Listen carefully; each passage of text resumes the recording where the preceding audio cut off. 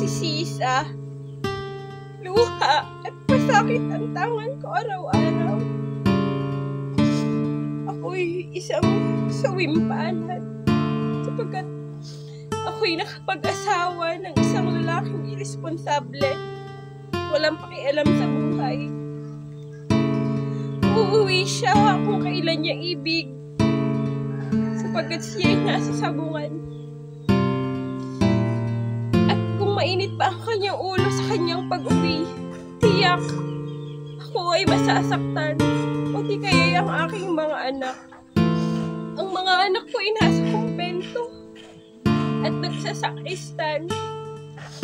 Sapagkat ito lamang ang paraan upang sila ay mabuhay at makakain sa araw-araw.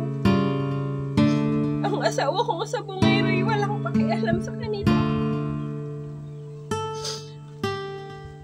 At kung minsan, pati ang sweldo ng aking mga anak, nakakarampot na nga lamang, ay kinukuha pa ng aking asawa. Bawat araw ko'y puno ng takot, puno ng pangamba para sa aking pamilya at para sa aking mga anak. Titiisin ko ang lahat ng pasakit. Titiisin ko ang lahat ng sakit upang araw-araw kaming mabuhay ng magkasama. Ngunit ngayon, wala pa ang aking mga anak. Nasaan na nga ba kaya ang aking mga anak? Crispin! Basilio! Mga anak ko! Nasaan na kayo? Umuwi na kayo! Crispin! Basilio! Mga anak ko! Nasaan na ba kayo?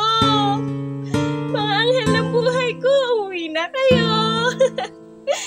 Kanina pa kayo iniintay ng nanay. Nag-aalala na ako sa inyo. Hindi! Hindi sila magnanakaw. Hindi sila magnanakaw. Pinalaki ko ng tama ang mga anak ko. Hindi sila magnanakaw. Tandaan niyo yan.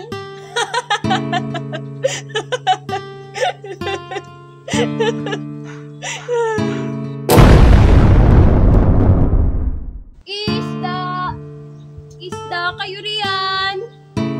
Kumusta? Ako si Aling Puring, ang sisa ng makabagong panahon. Luha at pawis ang aking puhunan sa araw-araw upang makaraos.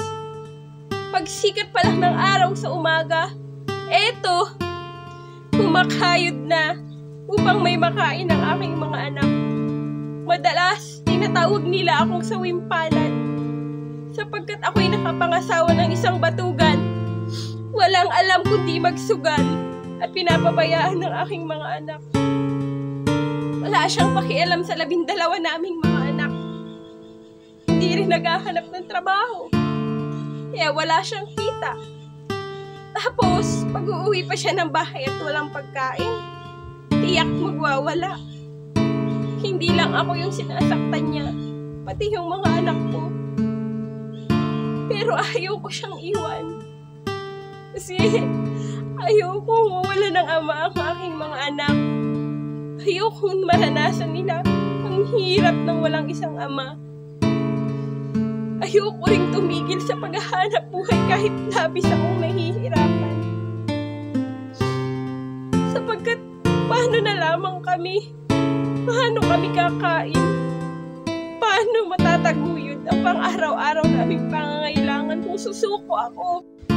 Kaya't matatag pa rin ang aking kalooban. Hindi ako susuko.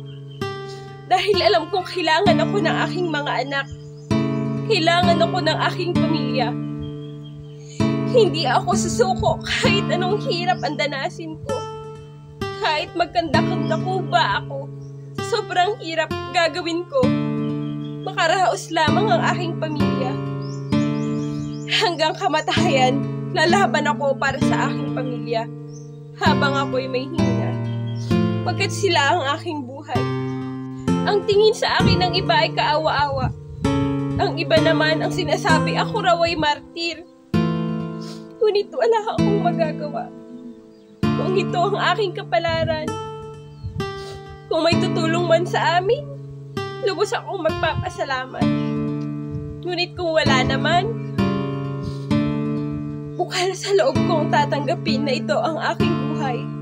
Magpapatuloy ako, ano man ang hirap, sapagkat alam kong ako ang lakas ng aking mga anak.